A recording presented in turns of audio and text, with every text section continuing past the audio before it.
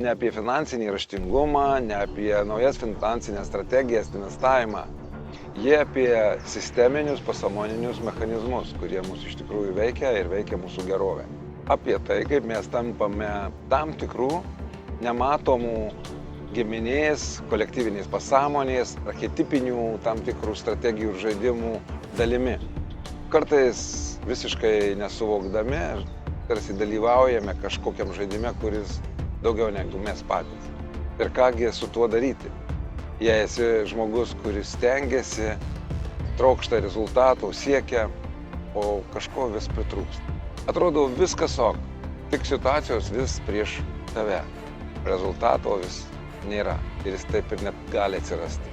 Kodėl? Todėl, kad tai ne apie tave ir ne apie žinias ir ne apie pastangas, tai apie vidinę sistemą, kuriai tu esi pasąmoningai lojalus ir kuri siekia kažkokio savito savo balanso.